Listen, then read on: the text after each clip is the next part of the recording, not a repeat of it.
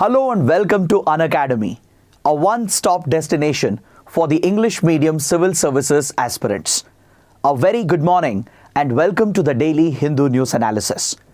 So let's begin today's discussion by first looking at the topics that we are going to discuss.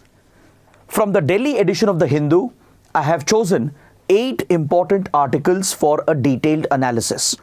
So let's take up these topics one by one and ensure that it's a comprehensive discussion along with few practice questions as well, so that you don't have to go back and read the newspaper again.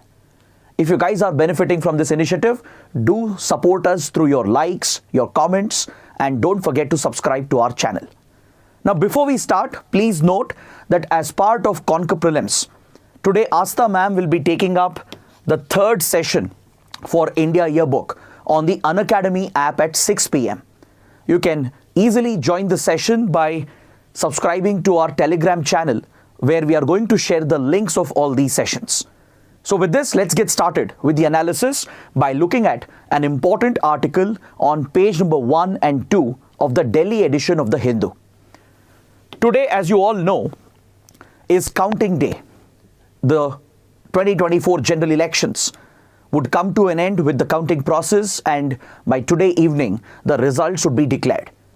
So as part of the counting exercise, counting agents have been in the news. There has been some controversy as well related to counting agents and the role of counting agents. The Hindu does mention counting agents and how various political parties and their candidates are preparing their counting agents for today's counting process. So it's very important to understand the role of counting agents as per the conduct of election rules. You should understand who are counting agents, why are they appointed, who appoints them, and what is their specific role in the electoral process, particularly in the counting process. So let's understand all the important details regarding counting agents. It could be asked as a prelims question, maybe even as a 10-mark mains question. See, under the Conduct of Election Rules 1961, the counting process is very clearly defined, and it provides for the appointment of counting agents who represent the candidates in every constituency. Because the candidates themselves, they can't be present at every counting booth where the votes are being counted by the Election Commission and by the election authorities. So to ensure that there is transparency in the counting process, and to ensure that the interest of the candidate is protected during the counting, the candidates who have contested the elections, they can appoint their agents who will be present at the counting centers monitoring the counting process.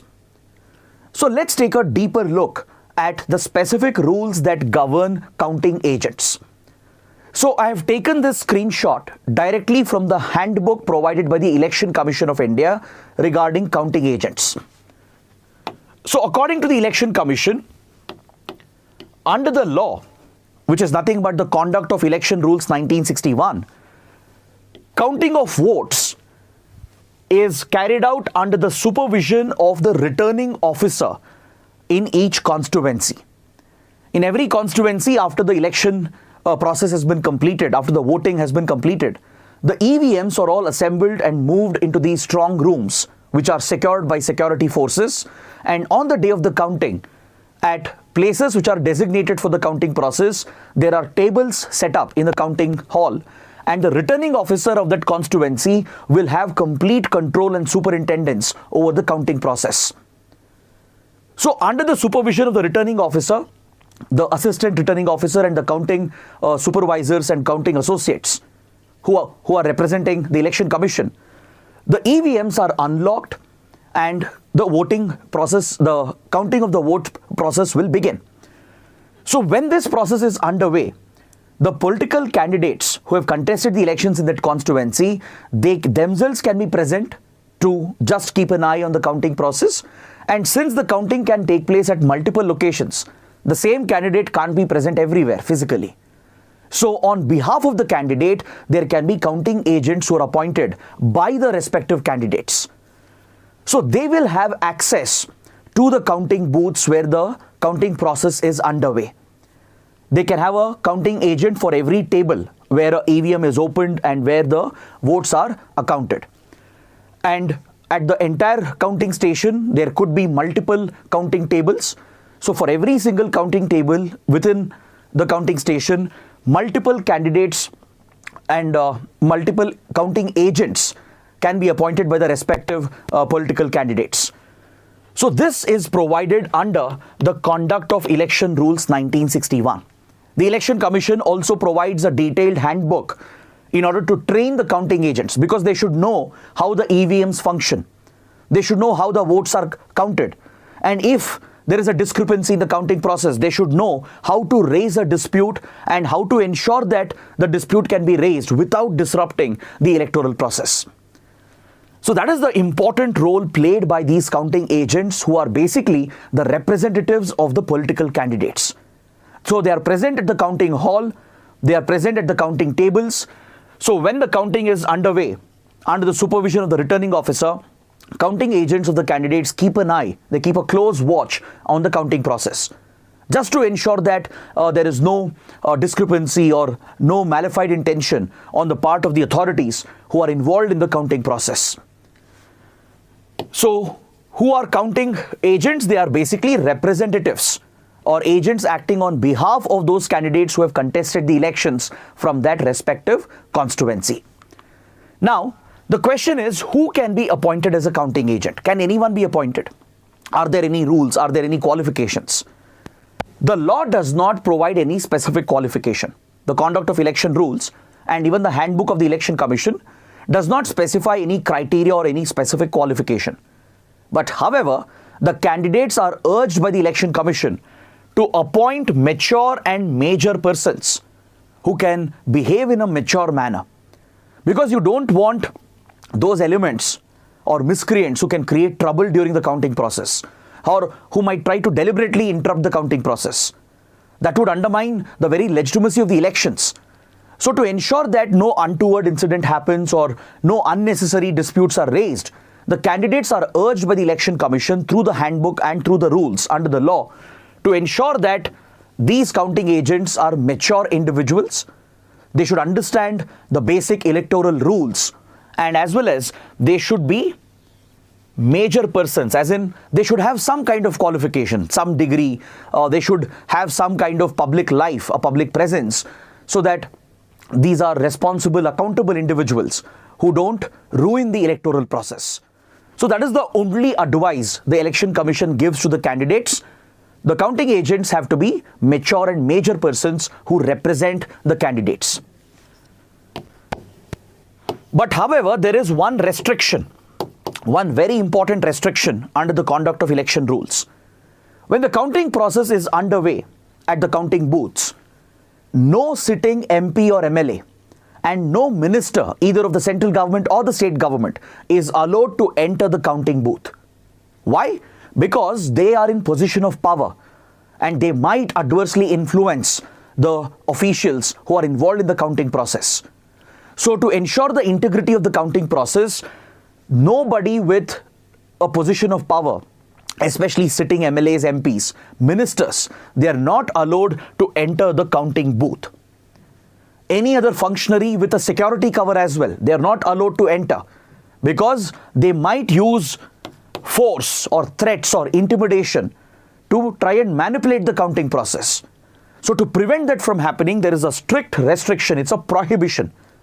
Under the Conduct of Election Rules and also the handbook issued by Election Commission on counting process, it bans the entry of any ministers, any MPs or MLAs or any functionary with a security cover. They cannot enter the premises. But however, every now and then, this is often breached. Some of you, if you remember the recent Karnataka Legislative Assembly elections, there was one tight contest in Bangalore, in the city of Bengaluru. And this tight contest between two candidates from two parties led to a tussle between the counting agents, and immediately the sitting ministers, MPs and MLAs rushed to the counting booth with their security cover, and this was a breach of the Conduct of Election Rules. So sometimes parties and candidates violate the norms, but it's the responsibility of the Election Commission to ensure that it takes strict action against those who violate these rules. because this is about protecting the integrity of the electoral process, and the counting of the votes is one of the most important events in the entire electoral process. Now, how many counting agents can be deployed by a candidate? That is another important question. Can the candidate appoint any number of counting agents, or is there a limitation? According to the conduct of election rules and the handbook, the counting agents to be appointed by a candidate should be according to the number of tables that are set up for counting in a particular constituency. See, in a certain constituency, there might be one or maybe two counting centers. In each center, there would be a counting hall, multiple counting halls will be there, and inside each counting hall, there will be multiple tables that are set up under the supervision of the assistant returning officer. Is that clear? So at every counting table, the EVMs are placed and opened and the votes are accounted for. So for every single counting table, a counting agent can be appointed. But usually the norm is that in one counting hall, there will be only 14 counting tables plus one table for the returning officer. This is a norm set by the Election Commission. Generally, in one given counting hall, there are maximum of 15 counting tables in total. 14 tables for counting the votes through the EVMs and one table for the returning officer where all the votes in that hall are pooled together. So essentially, 15 counting agents would be the maximum. That is the norm. One counting agent for one candidate for every counting table. That is the established norm. But however, if there is a requirement, Election Commission can increase the number of counting tables depending on the number of EVMs in that constituency, and also depending on the time that would take to account for all the votes. In some cases, in some special constituencies where the size is larger, Election Commission can issue a notification prior and expand the number of counting halls and set up more tables if required. So accordingly, the candidates, whoever would have contested that election, they can appoint one counting agent for every counting table. Is that clear? But normally, there would be a maximum of 15 counting tables under a returning officer, and accordingly, there would be one agent for each table, which means maximum is 15 counting agents. But the number can go up. Now, coming to the next point, how are these counting agents appointed? Is there any specific process to be followed? The handbook issued by the Election Commission for the counting agents states that form number 18 has to be filled by the concerned candidate. In order to appoint these counting agents on the behalf of the candidate should fill form number 18. They can issue, let's say, one separate form 18 for each counting agent, or collectively they can issue just one form 18 with a letter containing the names of all the counting agents. But one mandatory requirement is that the counting agents have to personally sign this letter which is submitted to the Election Commission along with form number 18. So there might be a prelims question. Form 18 is related to what? It's related to the appointment of counting agents by the candidates. So this letter and the form 18 with the signatures of all the counting agents is submitted to the Election Commission by the respective candidates. So this is also specified under the Conduct of Election Rules 1961. Now, the Election Commission has also stated that the counting agents have to be trained because they should know how a EVM works, how exactly the counting process takes place, how the votes are accounted, how the votes are tallied, what will happen to the postal ballot votes received, at what point will postal ballot votes be counted. So this entire process is something that counting agents should be familiar with. So that is why there is a mandatory training which is organized before the counting starts. Understood? The Election Commission conducts a training, a demonstration. The returning officer has the responsibility to bring all counting agents together a few days before the counting takes place, and they display the EVMs. They break down the entire process and they demonstrate the entire counting process end to end. So political parties and the candidates have a responsibility to ensure that these agents are trained by the Election Commission. They should attend the demonstration, and the parties and candidates arrange these training sessions as well, because they should know the entire process and they should know how to keep a watch. They should know what kind of discrepancies they should look out for. And if there is some kind of discrepancy, how can they raise the complaint? How can they approach the returning officer and file a dispute? So this is also mandated by the Election Commission under the handbook. So these are the basic facts that you need to understand, not much of analysis involved, but there can be a 10-mark factual question in mains, or maybe a straightforward prelims question based on the role and qualification and appointment of counting agents. So to summarize the topic, counting agents are representatives of the candidates who have contested the election. They are appointed by the candidates themselves, and their primary role is to keep a watch on the counting process. Is that clear? So let's look at the question. Discuss the role, qualification and appointment of counting agents appointed by electoral candidates to watch their interests during the vote counting process. So since it is a straightforward factual question, plus you have a strict word limit of 150 words, you have to keep your answer very precise and short. So what you can do is start with an introduction where you highlight the need for maintaining integrity and transparency in the voting and counting process.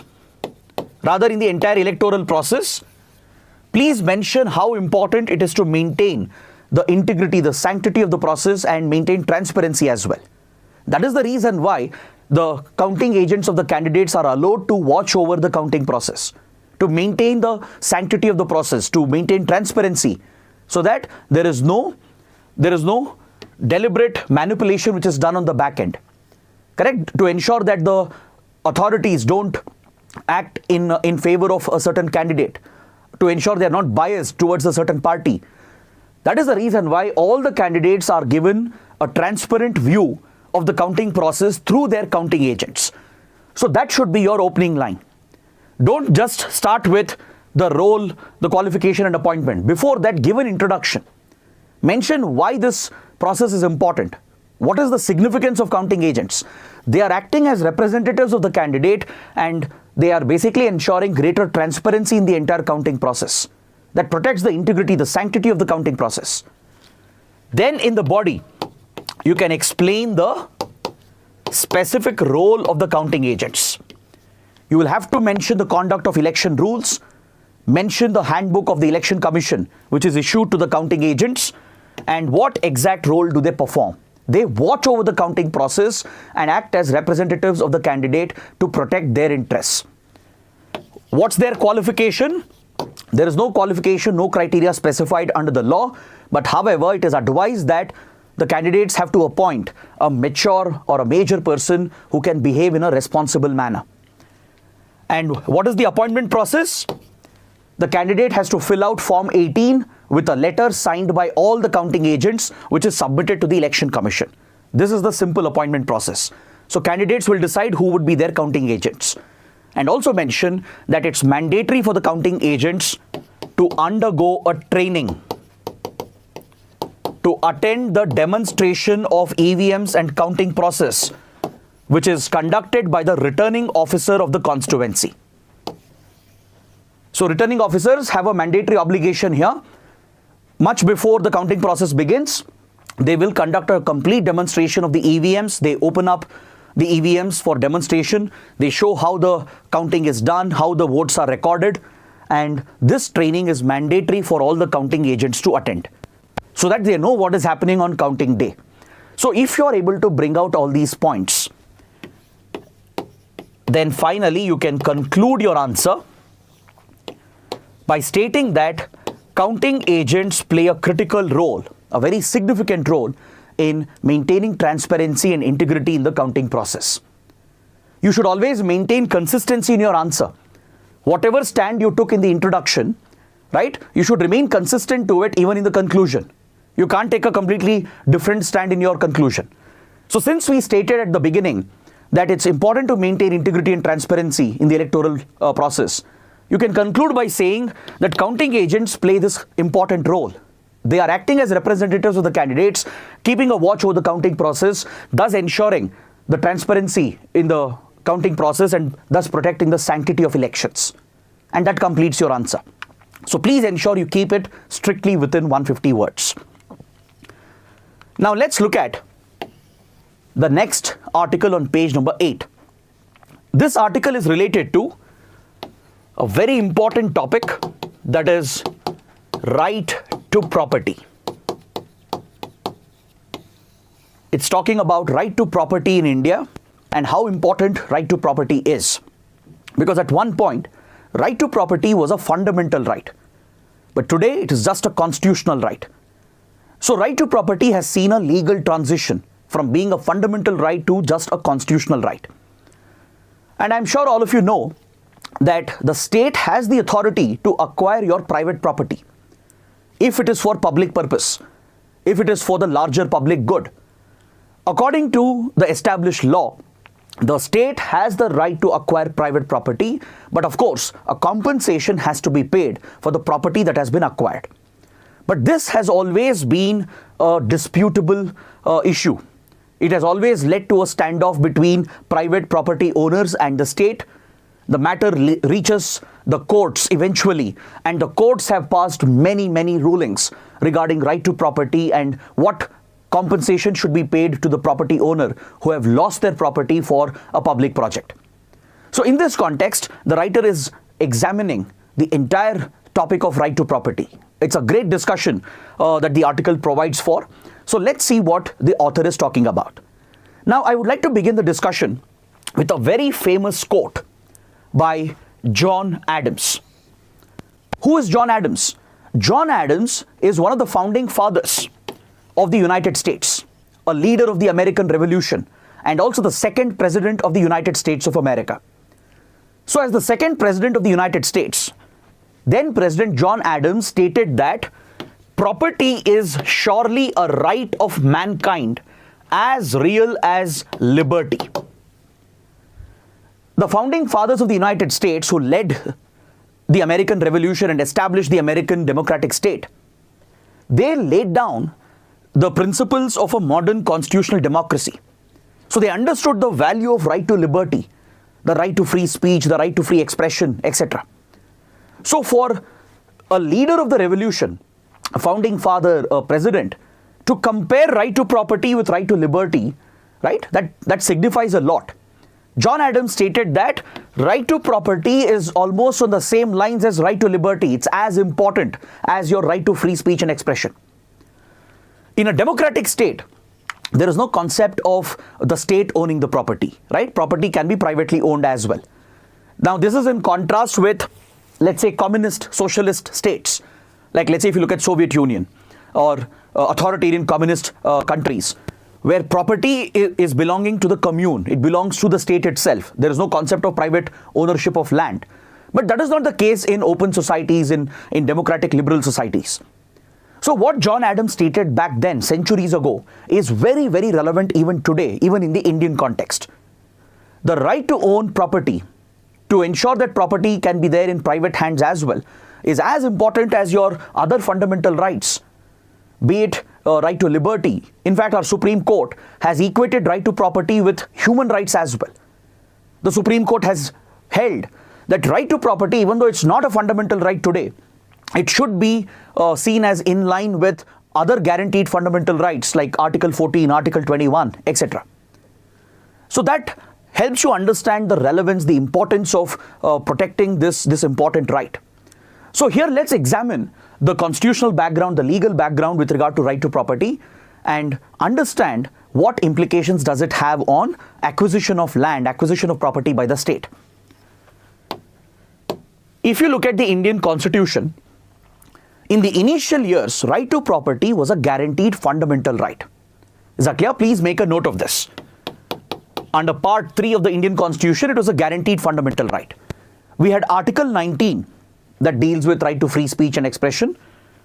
Clause 1, Clause F, that guaranteed right to property as a fundamental right, which basically meant you could approach the Supreme Court directly if your right was compromised by the state. You could exercise the writ jurisdiction under Article 32 and enforce this fundamental right. It was justiciable.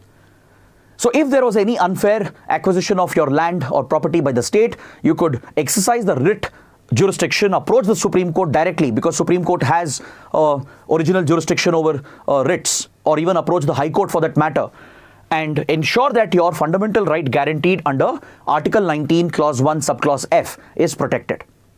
We also had Article 31. Article 31 stated that no person shall be deprived of his property save by authority of law, which means your property cannot be taken away by the state without the appropriate sanction of a law passed by the legislature. Now, it also means that state can take your property, right? It doesn't mean state cannot take your property. No person shall be deprived of his property save by authority of law. If there is a law which provides for the provision where the state can acquire private property and fulfill the process established by paying the compensation, then state has the right to take over your land. Essentially, the state was given the right to acquire property, but as per the law that has been established, according to the law that has been provided for. Now, this is called the power of eminent domain. In legal terminology, the state exercises the power of eminent domain, especially when the state is looking at public interest, for larger public welfare, for the larger public good. If there is a necessity, the state can exercise this right, the power of eminent domain. It can step in and acquire private land as well, as per the law that has been established. So this is according to the legal maxim, salus populi est suprema lex. It's Latin for public welfare is supreme for a government. Welfare of the people, public good, is the paramount law in itself. It is supreme compared to any other legal maxim or any other law. So the state can exercise its power of eminent domain, and in the interest of public welfare, it can acquire your land, it can acquire your property as per the law that has been provided for. Is that clear? So even though it was a guaranteed fundamental right, there was a provision under Article 31 where the state can acquire the property, but of course as per the law that has been provided for. But later, we have seen a big change taking place. What is the change? Through the 44th Amendment Act in 1978, following the period of emergency, right? After emergency, the Janata Party had come to power. So through the 44th Amendment Act in 1978, right to property was removed as a fundamental right. Article 19(1)(f) was deleted, Article 31 was deleted, and right to property was shifted to a new article added under a new chapter, Chapter 4 of Part 12, where Article 300A was added, which turned right to property into just a constitutional right. So from a fundamental right, the 44th Amendment Act turned right to property into just a constitutional right. Is that clear? So today, right to property is not a fundamental right anymore since 1978. It is just a constitutional right contained under Article 300A. Now, this legal status of right to property has definitely changed, without a doubt. But does this mean the state can go on acquiring your private property? Does this mean the state can decide what compensation it will pay? And if you're not happy with the compensation, can you not approach the courts? That is the question the writer is asking. This is where we have to examine the history, the legal evolution of right to property in India. It has transitioned from a fundamental right to constitutional right. But what has been the legal interpretation by the courts? How courts have protected right to property and especially the right to seek compensation against the state? Now, let's say your land has been acquired by the government for a public project. With a good interest in mind for public welfare, your property has been acquired. The state has even paid you some compensation according to the law. But what if you're not satisfied with the compensation? What if you feel that the compensation was inadequate? Shouldn't citizens have the right to approach the courts and challenge the compensation? Right? So this is the question being examined here in this article. So let's take a look at this. Now, before I start with the ability of a citizen to question compensation, right, in a court, let's understand whether this right to property is part of the basic structure or not. Because this question came up in multiple cases. Since it was a fundamental right earlier, there were many cases where people approached the courts trying to bring right to property as part of basic structure of the constitution. But in the Jilubai Nanbai Kachar case, the Supreme Court has clearly held that it is not part of the basic structure. Since it's no longer a fundamental right, it is not seen as a part of the basic structure of the Constitution. It's only a constitutional right. So it's definitely not part of the basic structure. But the question is, can courts look into the adequacy of the compensation paid? Can courts question the state regarding the quantum of the compensation that has been paid to those who have lost their land? So let's examine this. First, we had a very important case, the Bela Banerjee case, in which the Supreme Court had said that according to Article 19, Article 31, which were fundamental rights back then, that is when right to property was still a fundamental right, the Supreme Court had held under the Bela Banerjee case that a just equivalent of what the owner had been deprived of should be paid as compensation.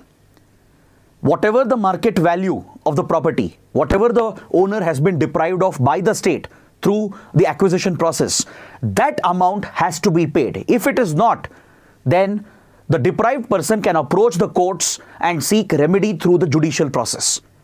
So judicial review was kept open through Bela Banerjee case, where you could approach the courts and question the quantum of compensation. Even if there is a law, even if there is a certain process followed by the government and the legislature, still you could approach the courts and question the quantum of compensation as held by the Supreme Court in Bela Banerjee case. But what the government did was, it overruled this ruling. It overturned the ruling itself through a constitutional amendment. The 4th Constitutional Amendment, 1955. Through this amendment, essentially the government and the legislature, they put a constraint on the powers of the court to look into the adequacy of compensation. The amendment provided that the courts cannot question the inadequacy of a compensation. If it's not adequate according to the deprived person, they could not approach the courts because the constitutional amendment prohibited this, essentially taking away judicial review. But in the historic Keshwanand Bharati case, right, which dealt with the property angle, it was held by the Supreme Court that yes, right to property is not justiciable, right? It no longer would be a fundamental right, correct. But the principles through which the government or the legislature have determined the compensation, this can be questioned by the courts. The court will not question the quantum of compensation. That is left to the executive. The judiciary will not step into the executive's domain. But what principles were used, what approach was used by the law, by the legislature, by the government to determine the compensation, that is open to judicial review. This has been upheld by the Supreme Court in the Keshwanand Bharati case. Is that clear? Because here the big question was about compensation, the word compensation. Article 31 that allowed the state to acquire land through an established law, it spoke about compensation being provided. Now the problem here is the word compensation is very subjective, right? If government says this is the compensation, but the deprived person might feel this compensation is not adequate. So what the government did was, it substituted the word compensation with the word amount. It was an attempt to limit judicial scrutiny. It was an attempt to ensure that the compensation paid in case of land acquisition is not questioned in a court of law. So this was done through the 25th Constitutional Amendment Act, 1971. Now the constitutional validity of this law was questioned, and in Keshwanand Bharati case, the Supreme Court upheld the validity of the amendment. The Supreme Court said the amendment is constitutionally valid, it's not unconstitutional. But however, right to property, it might be non-justiciable, but however, the courts have the right to question the principles based on which the compensation was decided. The courts will not question the quantum of compensation, whether it's adequate or not. That's not the job of the courts. That's the job of the government, the legislature to determine. So courts will not enter into the question whether compensation was adequate or not, but they will look at the principles through which the compensation has been determined. So this interpretation was very crucial to protect the right to property of citizens, which was still a constitutional right. Post 44th Amendment, it would just be a constitutional right, but the interpretation was very crucial, which would help the courts to look at the principles through which the quantum of compensation was determined. So over the years, governments have tried to limit the jurisdiction of the courts from intervening with regard to property acquisition and land acquisition. But Supreme Courts have constantly given newer interpretation of right to property. And in the MC Mehta case, in the landmark MC Mehta case, the Supreme Court held that any acquisition and any compensation paid, it might just be a constitutional right. It's not a fundamental right. Correct. But however, it must be fair. It must be just. It must be reasonable. Meaning it should be in line with guaranteed fundamental rights like right to equality under Article 14, 15, etc. It should be in line with Article 21, right to life. Because at the end of the day, if acquisition of property and the compensation paid is against the interests of the deprived, this could hurt your fundamental rights under Article 14, Article 21, etc. So in MC Mehta case, the Supreme Court brought right to property in line with the fundamental rights. It didn't recognize that as a fundamental right. Of course, it is still a constitutional right. But the point here was that if property has been acquired by the state for public welfare, it should be just, it should be fair, it should be reasonable. The state should not be discriminating. Right? Under Article 14, you have a right to equality, which prohibits the state from discrimination on the grounds of race, caste, sex, etc. So if any such discrimination is found, which violates right to equality, then the courts can step in and strike down such acquisition. Let's say if any acquisition of property violates the right to life of a certain citizen, the courts can step in and strike down such acquisition. Why? Because it is in contravention of guaranteed fundamental rights. So right to property may not be a fundamental right. It's only a constitutional right. But any such acquisition and the compensation paid, it should be just, fair and reasonable and should satisfy the other fundamental rights under 14 and 21. So this was a landmark ruling. So today, under Article 300A, the Supreme Court has indeed widened the scope of right to property, even though it is just a constitutional right. So you need to note down here that in a recent decision involving the Kolkata Municipal Corporation, the Supreme Court has further widened the interpretation, and in a way it has restored the earlier interpretation under the Bela Banerjee case. In Bela Banerjee case, what did the Supreme Court say? The Supreme Court had said that compensation paid should be adequate. It should be equal to whatever has been deprived for that particular individual who's the owner of the land. But the government had tried to undercut this ruling, the Bela Banerjee ruling, through various constitutional amendments and legal constraints. But in the recent decision in the Kolkata Municipal Corporation case, where the local body had acquired a property from a private individual and the person had questioned this at the Supreme Court. In this case, the Supreme Court has said that right to property, of course, is a constitutional right. It's not a fundamental right. But however, it has brought out 7 important checks which have to be performed while acquiring property. When the state is acquiring property, there are 7 checks which will have to be performed, and the judiciary can look into this. It can check into this, and if there are any violation of these 7 guaranteed checks, then the Supreme Court can strike down such acquisition or order the government to pay more compensation to the deprived. What are these 7 checks? The right to notice. If the state is acquiring private land, the owner should be first notified of the intent to acquire the land. The notice should specify for what purpose, what is the public interest being fulfilled, and what is the duration that you're looking at, what is the timeline of the acquisition. All these details have to be communicated by the state through a notice. So property owners in India have a right to notice. Let's say without notice your land has been acquired, the courts will strike this down. Next, the right to be heard. Irrespective of what the law says, irrespective of the public interest being fulfilled by the particular project, the courts can check whether the established principles are being followed, whether other related fundamental rights are being upheld. Because Supreme Court has now equated right to property with human rights as well. Having your right to ownership of land is seen as the equivalent of your human rights. So you have a right to be heard by the courts. No law or no notification from the government can prevent your right to approach the court. It may not be justiciable. Maybe you can't exercise writ jurisdiction. It's not a fundamental right.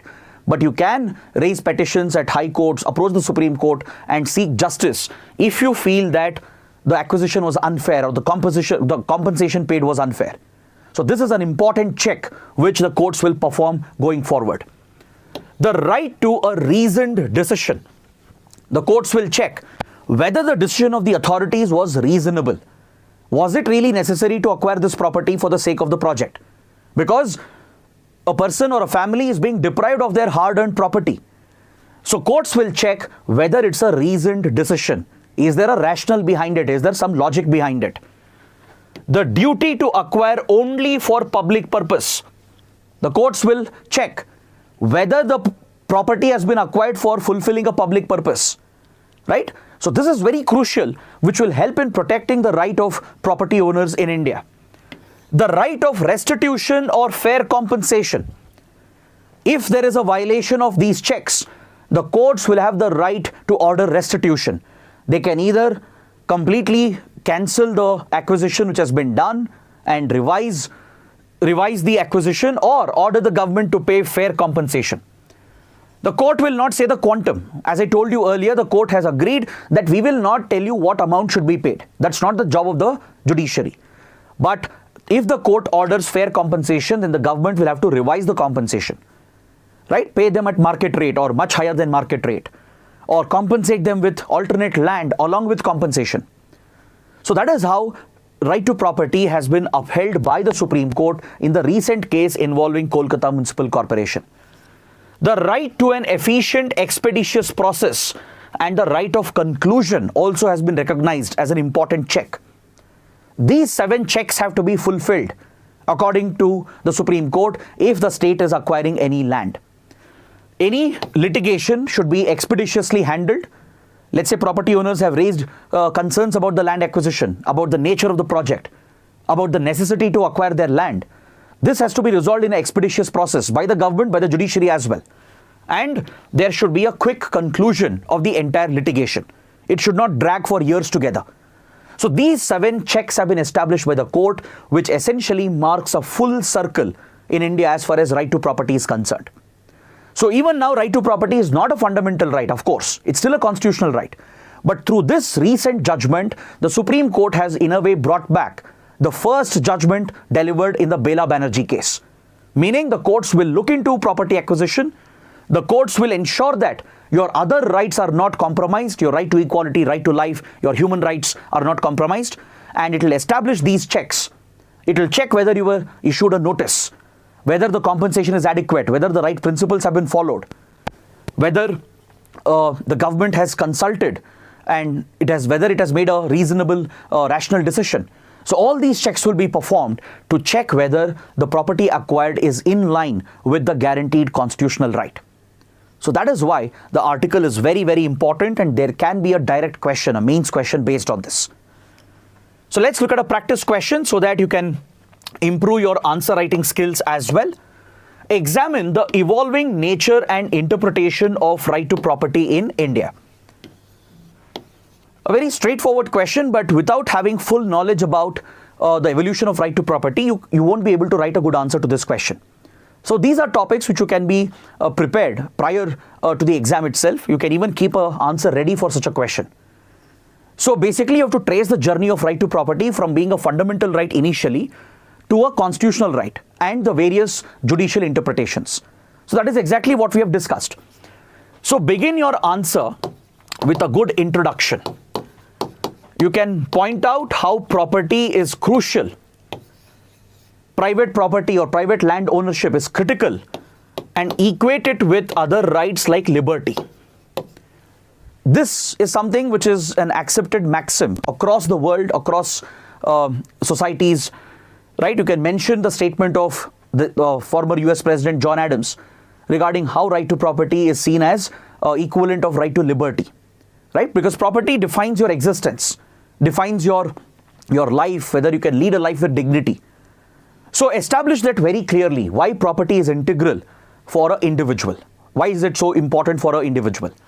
Maybe you can even draw a comparison between communist states where there is a very strong belief in the divide between the bourgeois and the proletariat. Right? In communist states, the idea is that land is owned by the state, by the commune. There's no concept of private land ownership. But that is not the case in democracies, in constitutional states like India or United States. Right to property, private property, is a guaranteed right, at least a constitutional right today.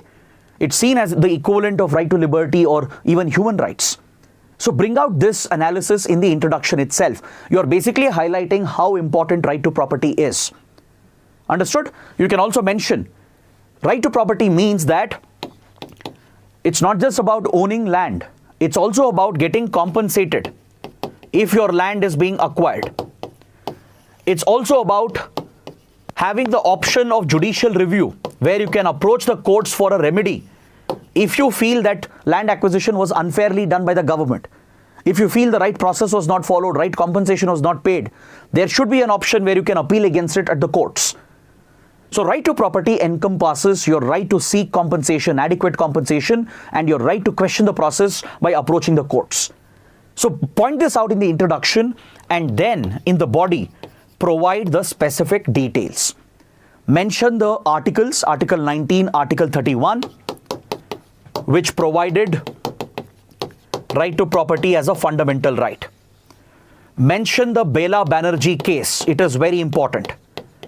This was the first time that the Supreme Court gave an interpretation on right to property. It stated that if property is being acquired by the state for a public purpose, adequate compensation as per the value of the property being deprived should be paid to the deprived person.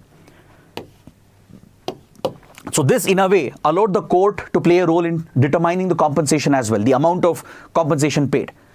Then mention the constitutional amendments, the 4th and the 25th constitutional amendment, which overturned these rulings. Through the 4th constitutional amendment, the parliament and the government limited the involvement of the courts in determining the compensation. Through 25th constitutional amendment, the word compensation itself was replaced with the word amount, again to limit the involvement of the courts. But later, in the Keshwanand Bharati case, the Supreme Court, even though it upheld the constitutional validity of these amendments, especially the 25th amendment, it did point out that right to property, even though it's non-justiciable, still the courts have a right to look at the principles, the process that has been followed, to check whether the right principles, right process was followed while acquiring private land and whether right compensation has been paid or not. Then talk about MC Mehta case, where Supreme Court equated right to property with human rights and said that any acquisition of private property should be fair, just and reasonable, and should be in line with Article 14, Article 21, and it should satisfy other fundamental rights. And if there is a contradiction, courts can strike down such acquisition or order more compensation to be paid.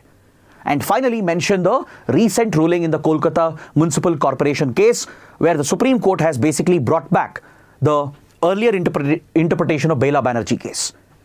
Supreme Court has now laid down 7 checks which will be performed by the courts, and if there is any contradiction by the government, the courts can strike down such acquisition or order more compensation to be paid.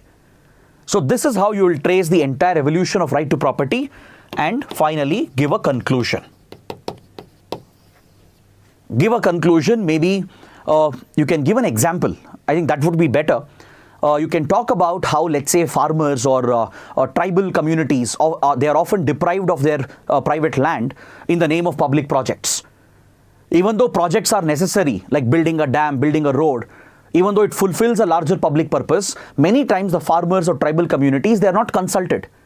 No consensus is built, or sometimes notices are not issued properly, right? Or adequate compensation is not paid. So this leads to social problems, eventually leads to security problems as well. So bring that out in the conclusion and explain why right to property is so crucial. Right? So you can give this a social angle as well and try to bring that angle in the conclusion. And I think that should be more than sufficient. So now we'll head towards the prelim section. We'll take a quick look at some small articles which are important from a prelims point of view. So let's look at this editorial on page number 8. The editorial is related to the recent assembly elections in Arunachal Pradesh and Sikkim. I'm sure you would have seen the results. Yesterday was the counting of these assembly elections that were held parallelly with the Lok Sabha elections. So the editorial itself is not important for us. The editorial is largely political, but it is mentioning a very important constitutional provision, which is Article 371F. What is Article 371F?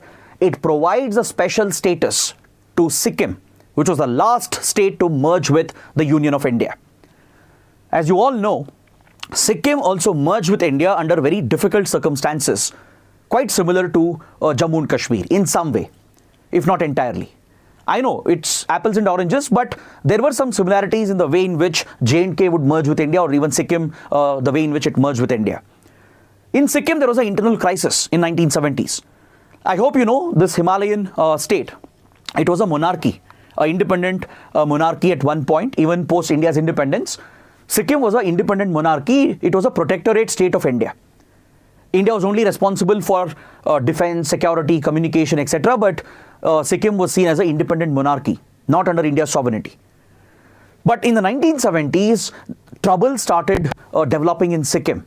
Within the Chogyal dynasty that ruled Sikkim, there were internal power struggles that broke out between the royal family members.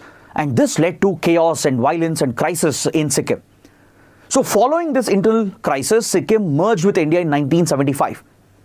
Correct? Then it became an integral part of the Indian Union.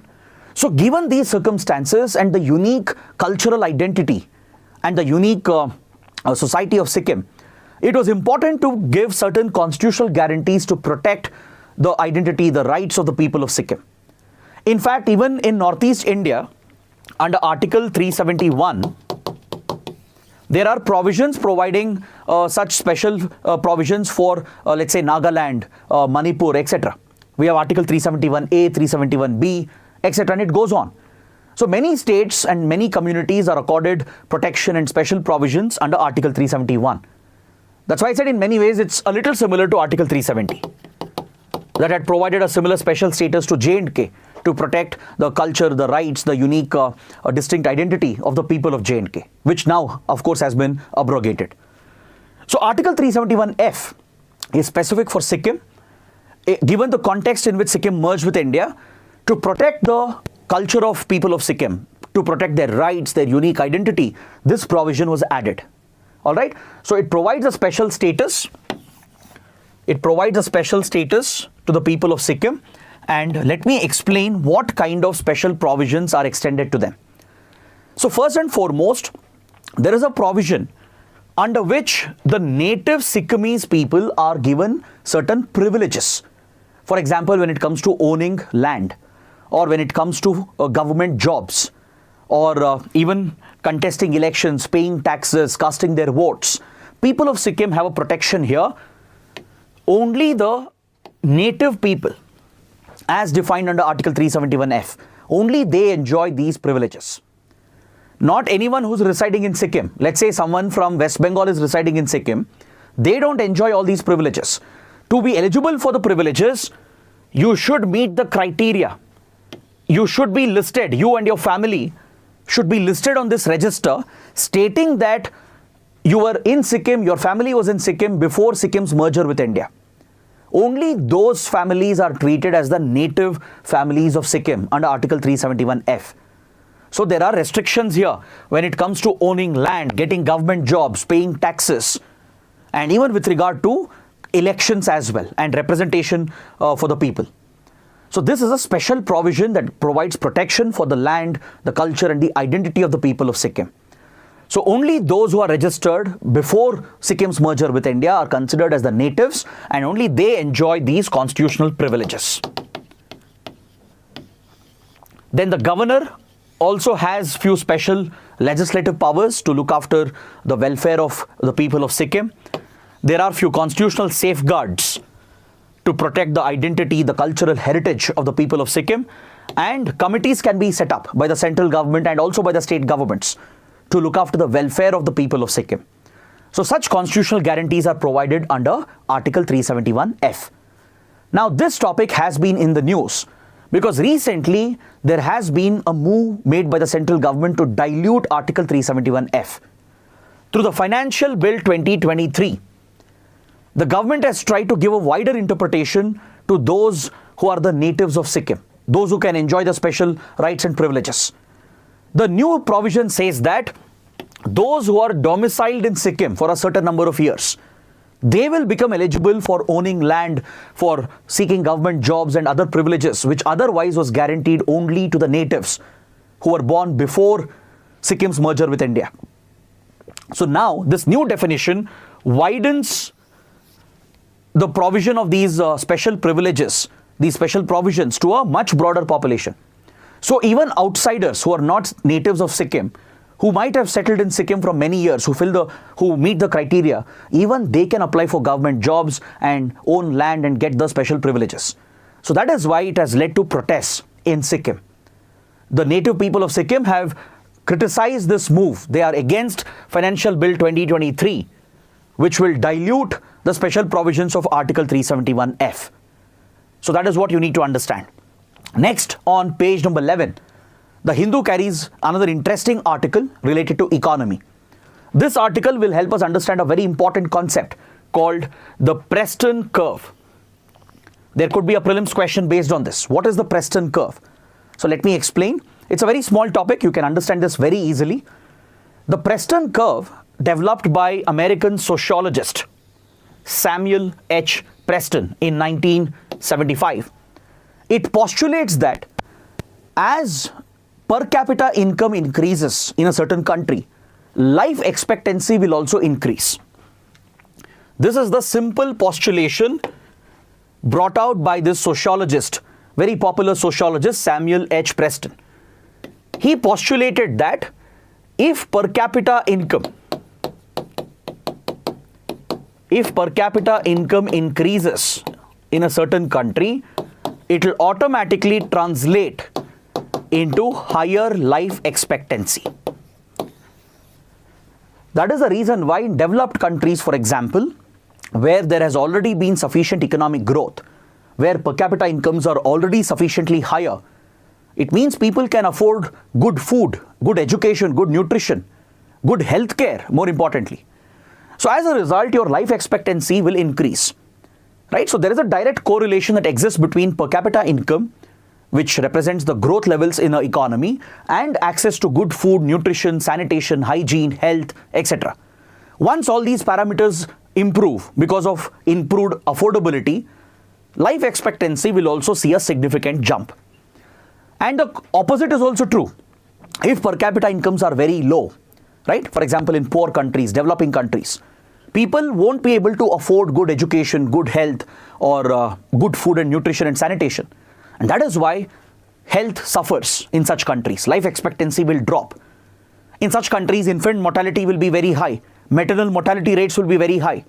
Basic vaccination programs will not be present. There won't be adequate medical facilities and public health programs. So life expectancy drops in such poor countries, underdeveloped countries, where per capita income is very low. So this is the Preston curve. Understood? So for example, if you look at India, India is a great example here. In 1947, when we became independent, our per capita income was extremely low. You can look at the numbers here. I've highlighted them. Now compare this with per capita income in 2011, a decade ago. You see an exponential jump because the Indian economy has grown. It has performed very well. The Indian government consistently has performed to provide socio-economic welfare. So with improvement in per capita income, we have seen improvement in quality of education, nutrition, healthcare, and the affordability as well. More people can afford these good services. And as a result, life expectancy has seen a big jump. In 1947, the average life expectancy was just 32 years. You might have heard in your family how your relatives, your grandparents, or someone else, they might have passed away at a very young age due to a basic disease. But today, life expectancy has jumped to 66 years.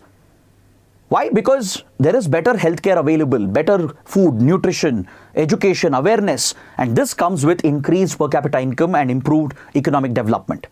Is that clear? So that is the Preston curve. But however, there is not necessarily a positive relationship all the time. There are few shortcomings you need to keep in mind, because you can't assume that increase in economic development, increase in per capita income will translate to better health or increased life expectancy. You can't assume that. Critics have a concern with Preston curve. They actually oppose this postulation. They argue that, for example, a country might grow very well. It might witness fast economic growth. Per capita incomes might increase as well. But what if the growth is not equitable? What if there is gross inequality in that country? What if the government is not investing in public health? What if the government is not investing in socio-economic welfare? Even in such countries, life expectancy can fall. So Preston curve may not really work in that case. You may not see a direct positive correlation, right? So please be aware of the shortcomings as well. And also understand that Preston curve might rise initially. There might be an exponential rise in few years and few decades, but later it will flatten out. It will hit a plateau, obviously, because humans are not immortal, right? Life expectancy might go up to 65, 70 plus, but not beyond that. So in developed economies, irrespective of the further increase in per capita income, life expectancy will not go beyond that point. So there is a plateauing phase of flattening out that you witness. So that is the nature of Preston curve. So if you're aware of all these concepts, any analytical prelims question, you should be able to answer that. Next, on page 14, we have a question. We have an article related to sickle cell disease and its treatment. So I'll explain what is sickle cell disease quickly. But the article says that ICMR, Indian Council of Medical Research, has advocated oral formulation hydroxyurea to treat sickle cell disease. It's a new line of treatment which is being promoted by the ICMR in India. So what is sickle cell disease? Sickle cell disease refers to a group of inherited genetic disorders related to the blood. It's a blood disorder caused by it's a genetic hereditary disorder. So those who suffer from sickle cell disease, the problem is the RBCs. They lose their shape. Normally, red blood cells, they have a disc shape, which is the optimal shape for the blood cells to pass through your veins and arteries without facing any kind of blockage. But those who suffer from these inherited genetic blood disorders under the group of sickle cell disease, their RBCs would be crescent shaped. From a disc shape, the RBC would have become a crescent shape. That's why it's called sickle cell disease, because it's shaped like a sickle, which is a farm implement, right? If you have seen the sickle, which is a farm implement, or if you remember the symbol of the communist parties, right? So you can relate to that. So RBC becomes sickle cell shaped, and as a result, they get clogged in a vein or artery, affecting the blood flow. The blood flow gets affected right from the young age, leading to many blood-related disorders.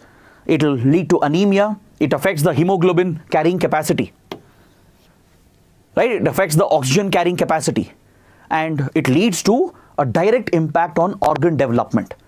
From your eyes to brain to lungs, several organs will not develop properly. It can even cause severe pain, and those suffering from sickle cell disease will lose their life at a very young age. Is that clear? And in the case of India, our tribal community is the most affected. A few tribal communities in India are the most affected by this genetic mutation that causes this inherited group of blood disorders. It's a lifelong disease. So initially there was no treatment, no cure available for this, but now we have many lines of treatment which have come up. One is bone marrow transplant, which of course was very expensive, complicated, but today there are more modern lines of treatment, more simpler lines of treatment available. And India has set a goal for itself to eliminate sickle cell anemia by 2047. The Ministry of Health has a very ambitious plan, because the disease primarily affects the tribal community, which is already underprivileged. So to ensure that we eliminate sickle cell anemia, at least in the country, there is a program, a National Sickle Cell Anemia Elimination Mission, launched under National Health Mission. And by 2047, the goal is to eliminate sickle cell anemia. Next, on page 15, we have an article that mentions IATA, International Air Transport Association. According to IATA, global airlines will see a significant jump in their revenue collection in 2024. So the article itself is not too important for us, but there can be a question on this organization, IATA. What is IATA? The International Air Transport Association, it is basically a global association of the major global airlines. The airline industry has come together to form an industry level association, which is IATA. It was founded in 1945 after the Chicago Convention was adopted, which led to the establishment of International Civil Aviation Organization. The Chicago Convention of 1944 provided for the establishment of ICAO, International Civil Aviation Organization, which is a UN specialized agency. It's a specialized agency of the UN. So it sets standards for civil aviation and aviation safety and aviation traffic. So as soon as ICAO was established and Chicago Convention was adopted, global airlines came together to form a global industry level grouping called IATA to protect their commercial interests, to also determine prices. That's why it's often compared with a cartel. IATA is often called as a cartel, like OPEC, for example, because the global airlines come together under this association and they not only look at aviation safety, aviation related issues, but they also look at price fixing to determine price levels, and it is often equated with a cartel. So it is headquartered in Montreal, where even ICAO is headquartered, because it will become easier for them to coordinate. So ICAO is a UN specialized agency set up through Chicago Convention. IATA is a trade association, an industry association of global airline industry, which is also headquartered in Montreal. So this is what you need to know. Please note down these key points. Next, on page 16, there is another UN related organization in the news. It's related to the Gaza war. The UN Satellite Center, the United Nations Satellite Center, abbreviated as UNOSAT, United Nations Organizations Satellite Center. This center has brought out satellite imagery from the Gaza Strip, right, where Israel has been pounding Gaza Strip with airstrikes and military raids and bombing raids. And using satellite imagery analysis, this UN agency has pointed out that more than half of the buildings and infrastructure in Gaza has been decimated by the Israeli strike. Almost 55% of all the major structures, including houses, hospitals, schools, and other infrastructure facilities, have been demolished by the Israeli attack. Now, such large-scale destruction of structures and infrastructure, it constitutes a war crime. It constitutes a violation of human rights, because this will deprive the people of Gaza the access to basic necessities, from water to food to health, right? Everything gets affected. And this satellite analysis has been brought out by this UN organization called UNOSAT, or United Nations Satellite Center. So what is this satellite center? What does it do? It is part of the UN Institute for Training and Research, the UNITAR. UNITAR stands for United Nations Institute for Training and Research. So under UNITAR, the UN Satellite Center has been established, which uses satellite imagery to conduct such analysis from war zones and conflict zones and disaster hit zones. So this provides vital information for UN bodies and organs and specialized agencies to work in these affected areas and provide assistance in the affected areas. So there could be earthquakes or cyclones which have caused large-scale devastation. There could be wars, conflicts, and civil wars which have caused large-scale human destruction. So using the satellite imagery, which is accessible to UN Satellite Center, it will make use of geospatial information and technologies to estimate the extent of damage. What is the extent of damage caused by wars, conflicts, and disasters in the affected area? How many buildings have been destroyed? How many people have been displaced? So such vital data is brought out by the UN Satellite Center. So please make a note of this. This can be very, very important for your prelims. Now coming to the last article for today. On the supplement page, the Science and Tech page of the Delhi edition, there is a reference to the James Webb Space Telescope. James Webb Space Telescope, as you know, has brought us stunning images of the universe. Never before seen images have been brought out by this phenomenal telescope launched by NASA, and this is really improving our understanding of the universe. So now, the JWST team, the JADES research team, it stands for James Webb Space Telescope Advanced Deep Extragalactic Survey, JADES, JADES.